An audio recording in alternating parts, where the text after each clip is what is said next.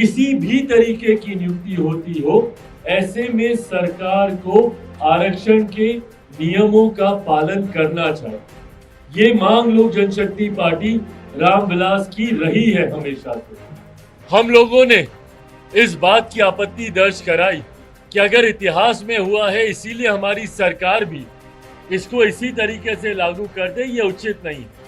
और कहीं ना कहीं एक गलत परसेप्शन सरकार का ऐसी नियुक्तियों के बाद समाज के बीच जाएगा। मेरी पार्टी ने भी अपनी आपत्ति दर्ज की थी, क्योंकि जब आप अनुसूचित जाति की बात करते हैं, ये वो जातियां हैं जिनको भारत के संविधान में शेड्यूल किया गया है, शेड्यूल कास्ट के तौर पर, जिनका आधार छुआछूत रहा है। अनुसूचित जाति वर्ग से आने वाले लोगों का आधार कभी भी शैक्षणिक नहीं रहा, आर्थिक नहीं रहा, वो सिर्फ और सिर्फ छुआछूत रहा। ये वो जातियां हैं जिनको समय समय पर गांव से बाहर रखा जाता था, देखना पाप माना जाता था, छूना पाप माना जाता था। ये वो जातियां हैं जो छुआछूत का शिकार रही, नहीं रखा गया था। इसके खिलाफ मैंने, मेरी पार्टी लोक जनशक्ति पार्टी रामविलास ने प्रमुखता से अपनी आपत्ति को दर्ज कराने का काम किया था। पर जहां एक तरफ मैंने अपनी आपत्ति को दर्ज कराया था, वहीं दूसरी तरफ ये विश्वास भी मैंने मेरे प्रधानमंत्री आदरणीय नरेंद्र मोदी जी के पक्ष में जताया था कि सामाजिक न्याय की लड़ाई में मजबूती से समाज के हर वर्ग का ध्यान देने की दिशा में अगर आज की तारीख में कोई एक नेता, कोई एक व्यक्ति कार्य कर रहा है तो वो हमारे प्रधानमंत्री आदरणीय नरेंद्र मोदी जी ही। ऐसे में कल जब मैंने इस बात का मैंने विरोध भी किया था कि लेटरल एंट्री में आरक्षण के प्रावधानों का ध्यान नहीं रखा गया है, उस वक्त साथ ही में मैंने इस बात को भी कहा था कि मजबूती से सरकार के समक्ष, मेरे प्रधानमंत्री जी के समक्ष मैं इस बात को रखने का काम करूंगा। सरकार का अंग हूं, कई ऐसी बातें हैं जो सार्वजनिक तौर पर कहने में मैं सामर्थ्य नहीं हूं। सरकार का अंग होने के नाते सरकार का संरक्षण करने की भी बड़ी जिम्मेदारी मेरे कंधों पर है। पर हाँ, कई ऐसे विषय हैं जहां पर असहमति होती है, पर असहमति को दर्ज कराने के लिए भी सरकार के भीतर मुझे एक मंच मुहैया कराया गया है, जहां पर अक्सर ऐसे विषयों को प्रमुखता से मैं रखने का काम करता हूं। जैसे ही ये लेटरल एंट्री वाला मामला हम लोग के संज्ञान में आया, उसी वक्त से मैंने लगातार अलग अलग जगहों पे कंसर्न अथॉरिटीज के सामने मैंने अपने इस विषय को रखा। प्रधानमंत्री जी के समक्ष मैंने इन बातों को प्रमुखता से रखा। उनके संज्ञान में अनुसूचित जाति, जनजाति, पिछड़ा वर्ग के लोगों के तमाम चिंताओं को मैंने रखने का काम किया। लगभग पिछले 1.5-2 दिन से लगातार मैं खुद प्रधानमंत्री और प्रधानमंत्री जी का कार्यालय मेरे संपर्क में रहा। उन्होंने इस विषय से जुड़े हुए हर बिंदु पर मुझसे चर्चा करने का उन्होंने काम किया।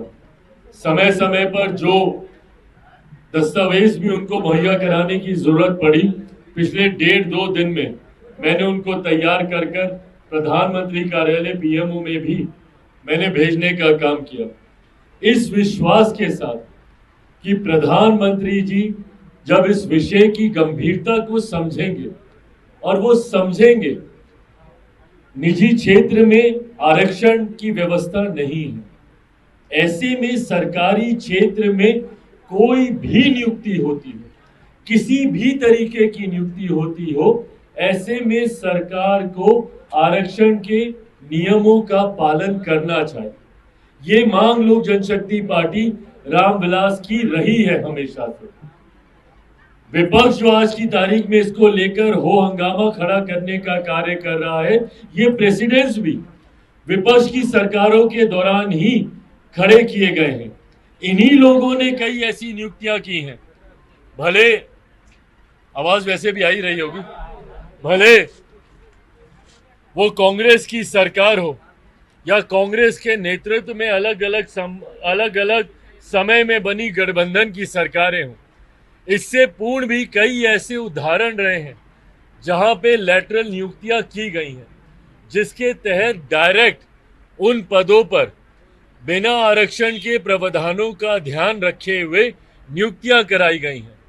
और आज जब हमारी सरकार के द्वारा इस तरीके का विज्ञापन आया तो विपक्ष ने एक ऐसा माहौल बनाने का प्रयास किया जैसे इतिहास में पहली बार ऐसा हो रहा हो। पहले हुआ इसलिए ये हो रहा है, सही है, मैं इसका भी पक्षधर नहीं हूं, इसीलिए मैंने इसके खिलाफ भी अपनी बातों को रखा। पर जो विपक्ष एकदम हमदर्द बनने का प्रयास कर रहा था, अनुसूचित जाति जनजाति पिछड़ा वर्ग से आने वाले लोगों का हिमायती बनने का प्रयास कर रहा था, ये वही विपक्ष है जिसने समय समय पर अपने समय पर डायरेक्ट ये भर्तियां करने का कार्य किया।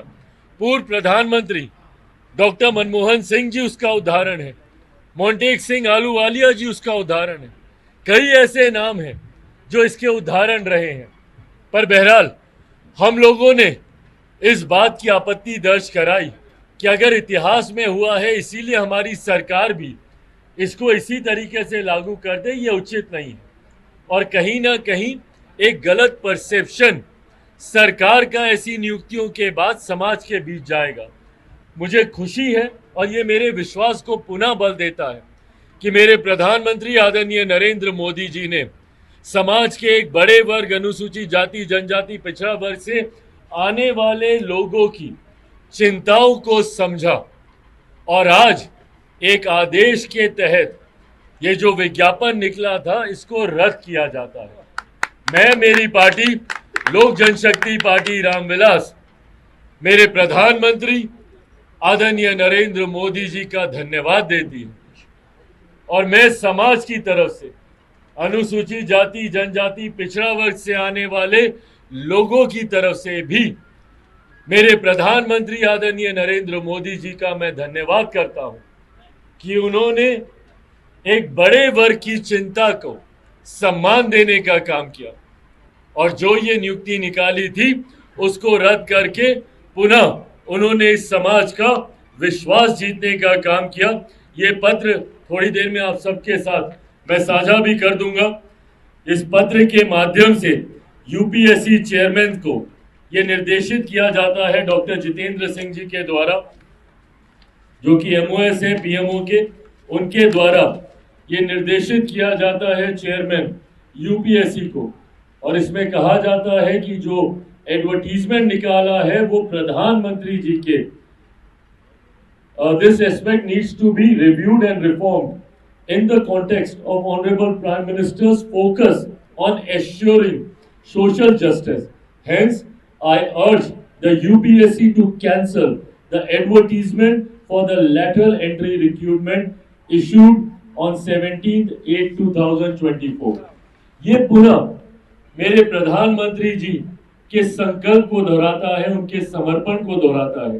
सामाजिक न्याय में जब मैं उनके ऊपर विश्वास कर आगे बढ़ने का काम करता हूं, उन्होंने इस विश्वास को पुनः दोहराने का काम किया, इसको मजबूती से स्थापित करने का काम किया और सरकार ने इस एडवर्टीजमेंट को, इस नियुक्ति को विड्रॉ कर इसको रद्द कर पुनः ये साबित किया है कि मेरी सरकार, मेरे प्रधानमंत्री आदरणीय नरेंद्र मोदी जी पूरी तरीके से समाज के गरीब वंचित शोषित वर्ग के लिए पूरी तरीके से समर्पित है। और अगर कहीं कोई इस तरीके का फैसला सरकार की तरफ से लिया जाता है जो मेरे प्रधानमंत्री जी के संज्ञान में आता है, उसको भी प्रधानमंत्री जी सुधारने के लिए मजबूत कदम उठाने की क्षमता रखते हैं। ये प्रधानमंत्री जी ने पुनः दर्शाया।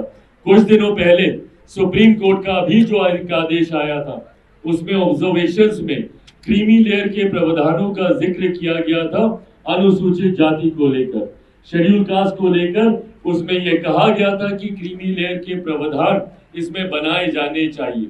मैंने भी उसमें आपत्ति दर्ज की थी, मेरी पार्टी ने भी अपनी आपत्ति दर्ज की थी, क्योंकि जब आप अनुसूचित जाति की बात करते हैं, ये वो जातियां हैं जिनको भारत के संविधान में शेड्यूल किया गया है शेड्यूल कास्ट के तौर पर, जिनका आधार छुआछूत रहा है।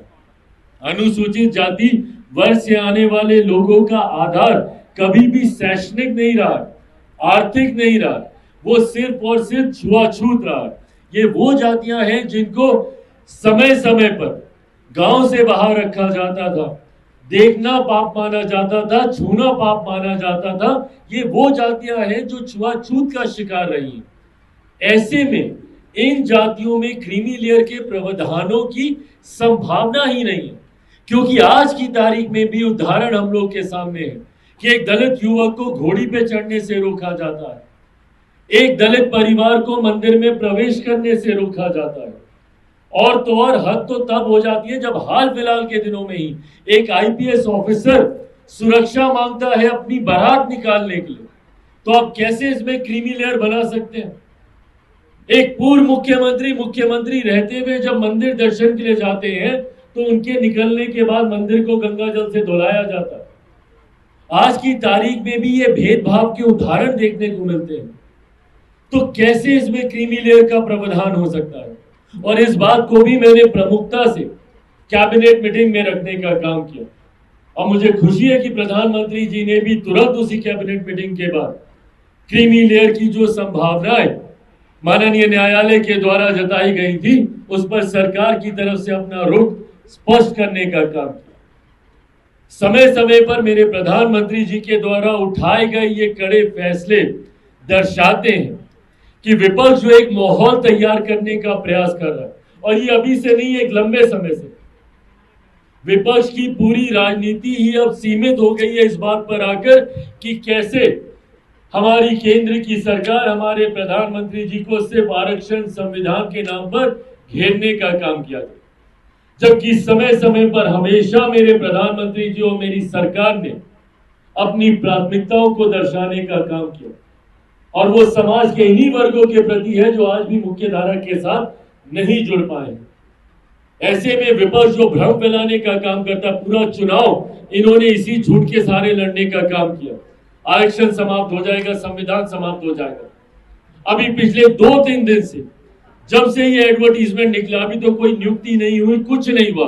एक ऐसा माहौल तैयार कर दिया कि ये सरकार पूरी तरीके से दलित विरोधी है, पिछड़ा विरोधी है। और ये लोग बात करते हैं दलितों की, ये लोग बात करते हैं पिछड़ों की। इतना साल हो गया, अगर मंडल कमीशन को किसी ने संवैधानिक दर्जा देने का काम किया तो वो हमारी आज की मौजूदा सरकार और हमारे आज के प्रधानमंत्री नरेंद्र मोदी जी ने देने का काम किया। समय समय पर अनुसूचित जाति जनजाति के साथ जब जब अन्याय हुआ, एट्रोसिटी एक्ट का मामला हो या विभिन्न और मुद्दे हो, उस पे अगर किसी सरकार ने मजबूत कदम उठाने का काम किया तो हमारी आज की सरकार ने करने का काम किया। और जो लोग आज एक उंगली हम लोग पर उठाते हैं, अपने ऊपर उठी उंगलियों का जवाब देना। क्यों आपने ऐसी परंपराओं को शुरू किया? क्यों आपने डायरेक्ट नियुक्तियां शुरू कर कर इसके दरवाजे खोलने का काम किया? और जो लोग चिंता जताते हैं, आप लोगों ने अपने समय रहते हुए क्यों नहीं इस बात को सुनिश्चित किया? भाई हम लोग की तो सरकार अभी 10 साल से चल रही है। वहां पर अगर कोई सेक्रेटरी जीएस के लेवल पर पहुंचेगा तो उसकी भी एक समय सीमा है। क्यों नहीं कांग्रेस ने अपनी सरकार के समय इन भर्तियों को पूरा किया था, उसके अनुसार नियुक्तियां कराई थी, और कराई होती तो आज वो तमाम अधिकारी बड़े पदों पर पहुंचे होते। क्यों नहीं उस वक्त विपक्ष ने आपत्ति दर्ज कराई? दिक्कत यही है कि सेलेक्टिव क्रिटिसिज्म विपक्ष करेगा, अपने विषयों को छुपाएगा और दूसरों पर उंगली उठाएगा। अगर कोई महिला के साथ अत्याचार एनडीए शासित राज्यों में होता है तो विपक्ष सदन नहीं चलने देगा, पर अगर बंगाल में इतनी बड़ी घटना घट जाती है तो किसी के मुंह से आवाज नहीं निकलती। विपक्ष की कोई एक महिला सांसद, कोई एक सांसद मुझे बता दीजिए जिन्होंने इसके ऊपर बोला हो। टीएमसी जिनकी महिला मुख्यमंत्री है बंगाल में, आवाज नहीं निकली उनकी, किसी एक सांसद ने इसके ऊपर कुछ बोलना जरूरी नहीं समझा। और बाकी राज्यों में घटी घटनाओं के ऊपर ये लोग सदन नहीं चलने देते। मैं खुद मानता हूं घटना किसी भी राज्य की हो, किसी भी सरकार की हो, उसकी कड़ी से कड़ी निंदा की जानी चाहिए और उन सरकारों को कटघरे में खड़ा किया जाना चाहिए। मैं तो हर सरकार के ऊपर सवाल खड़े करता हूं, मणिपुर की घटना हो या जहानाबाद की घटना हो, मुजफ्फरपुर की घटना हो, पर मैं बंगाल की घटना पे भी बोलता हूं। क्यों नहीं विपक्ष बोलता इन सारी चीजों के ऊपर? अगर हम लोग सेलेक्टिव क्रिटिसिज्म करेंगे अपनी सरकारों को बचाएंगे, दूसरी सरकारों के ऊपर उंगली उठाएंगे, तो इसी तरीके से आपराधिक गतिविधियां बढ़ती रहेंगी, असामाजिक तत्व इसी तरीके से घटना को अंजाम देते रहेंगे। और यही इन्होंने इस विषय में भी करने का काम किया। लेटरल एंट्री अपने जमाने की इनको याद नहीं आती, और हमारी सरकार पे तुरंत उंगली उठाने के लिए ये लोग तैयार हो गए। आज हमारी सरकार ने इस विषय को, इस ड्यूटी को रद्द कर पुनः अपनी प्रायोरिटी, अपनी प्राथमिकता, अपना समर्पण समाज के अनुसूचित जाति, जनजाति, पिछड़ा वर्ग के प्रति पुनः दोहराने का काम किया है। मैं इसके लिए अपनी तरफ से, मेरी पार्टी लोक जनशक्ति पार्टी रामविलास की तरफ से मेरे प्रधानमंत्री आदरणीय नरेंद्र मोदी जी का कोटि कोटि धन्यवाद करता हूं, उनको बधाई देता हूं और पूरे समाज की तरफ से उनका धन्यवाद करता हूं। साथियों, इसी के साथ एक विषय और जिसकी जानकारी आप लोगों के साथ साझा करना चाहता हूं, जिसके लिए हमारे सांसद आदरणीय अरुण भारती जी ने जो जानकारी के लिए आप लोगों के साथ ये प्रेस वार्ता भी बुलाई थी, मैं तो बीच में ऐसे ही आ गया। अभी थोड़ी देर पहले मुस्लिम वर्ग से आने वाले अलग अलग संगठनों के रिप्रेजेंटेटिव्स के साथ हम लोग की एक बड़ी बैठक हुई, बड़ी मुलाकात हुई। उसकी भी जानकारी आपके समक्ष अभी थोड़ी देर में ही पूरी विस्तार से साझा कर दी जाएगी। अलग अलग संगठन के लोग, उनके प्रतिनिधि इस बैठक में शामिल हुए। वक्फ बोर्ड का मामला आप सबके संज्ञान में है।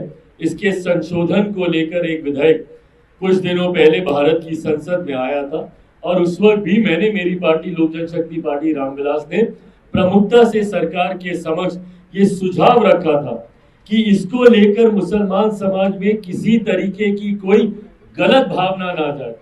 विपक्ष जो तुरंत हिंदू मुस्लिम करने का प्रयास करता है कि अरे देखिए मुसलमानों को प्रताड़ित करने के लिए, उनको तंग करने के लिए फिर ये बिल ले आए, ये ले आए, ऐसी कोई धारणा समाज के किसी वर्ग में नहीं जाए, इसके लिए एक कमेटी का गठन कर दिया जाए और इस बिल को उस कमेटी को रेफर कर दिया जाए, ताकि वहां पे तमाम स्टेक होल्डर्स को अपनी बातें रखने का मौका मिलेगा। ऐसे में मुझे खुशी है, कैबिनेट में भी मैंने इस विषय को रखा था, ऐसे में मुझे खुशी है कि सदन में इस बिल को इंट्रोड्यूस करने के बाद तुरंत एक जेपीसी का गठन किया गया, ज्वाइंट पार्लियामेंट्री कमेटी को गठित करते ही तुरंत इस बिल को उस कमेटी में रेफर किया गया। इस बिल में अलग अलग दलों के प्रतिनिधि हैं जिनको मौका मिलेगा अपनी दल की तरफ से इस संशोधन विधेयक में अपनी बातों को रखने का, और उसी कमेटी में लोक जनशक्ति पार्टी रामविलास की तरफ से हमारे जमुई सांसद अरुण भारती जी भी उस समिति के सदस्य हैं। आज कई ऐसे मुस्लिम संगठन के नेता हम लोगों से मुलाकात करके गए, जिन्होंने इस संशोधन विधेयक में अपने सुझावों को हम लोग के समक्ष रखा, जिसको कमेटी में, ज्वाइंट पार्लियामेंट्री कमेटी में पार्टी के तरफ से अरुण भारती जी मजबूती से रखने का काम करेंगे। उन्होंने कई बिंदुओं पर अपनी चिंताएं भी दर्ज की, कई बिंदुओं पर उन्होंने अपने सुझाव रखने का काम किया।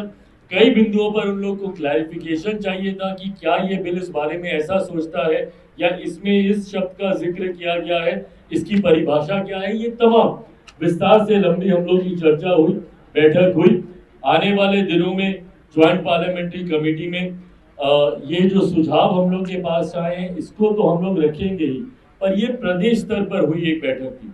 वक्फ बोर्ड को लेकर जो संशोधन विधेयक आया है वो देश भर में लागू होगा। ऐसे में आने वाले दिनों में राष्ट्रीय स्तर पर भी पार्टी के द्वारा अलग अलग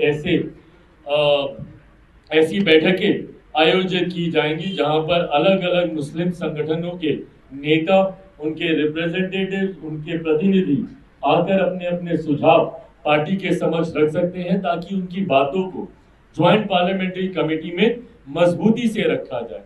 सरकार की भी सोच सुधार को लेकर है, और समाज के इस वर्ग की सोच, मुसलमान वर्ग की भी सोच इसकी बेहतरी को लेकर ही। ऐसे में सरकार की सोच और मुसलमान वर्ग दोनों एक साथ मिलकर कैसे आगे चल सके, उसका माध्यम लोक जनशक्ति पार्टी रामविलास बनने का कार्य करेगी। हम लोगों के माध्यम से अगर उनकी कोई चिंताएं हैं, उनकी कोई परेशानियां हैं, या उनका कोई आक्रोश भी है, उसको भी सरकार के समक्ष रखने का माध्यम लोक जनशक्ति पार्टी रामविलास आने वाले दिनों में भी करेगी।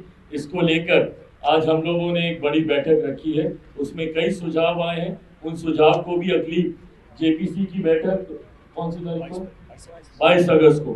22 अगस्त को पहली बैठक ज्वाइंट पार्लियामेंट्री कमेटी की इस विधायक संशोधन विधायक को लेकर होगी, जहां पे इन तमाम सुझावों को मद्देनजर रखते हुए महापर पार्टी की तरफ से भी हम लोग अपना पक्ष रखने का काम करेंगे। अंत में बस इतना ही कहूंगा कि समाज का कोई भी वर्ग हो, अनुसूचित जाति हो, अनुसूचित जनजाति हो, पिछड़ा वर्ग हो, अति पिछड़ा वर्ग हो, मुसलमान वर्ग हो, अल्पसंख्यक समाज से आने वाले किसी भी धर्म के लोग हो, मेरी सरकार और मेरे प्रधानमंत्री आदरणीय नरेंद्र मोदी जी जब सबका साथ, सबके विकास, सबके विश्वास की बात करते हैं तो सही मायनों में वो सबके सुझावों को साथ लेकर आगे बढ़ने का काम करते हैं। और ये तमाम फैसले जो लिए जा रहे हैं, जेपीसी की बात हो या आज उस नियुक्ति को रद्द करने की बात हो, मेरे प्रधानमंत्री जी ने इस बात को पुनः साबित किया है, इस बात को पुनः प्रमाणित किया है कि जब हम सबका साथ, सबके विकास की बात करते हैं तो सही मायनों में देश का हर एक व्यक्ति 140 करोड़ जनसंख्या को साथ लेकर चलने का कार्य मेरी सरकार कर रही है। और इसके लिए मैं मेरे प्रधानमंत्री आदरणीय नरेंद्र मोदी जी का पुनः धन्यवाद देता हूं।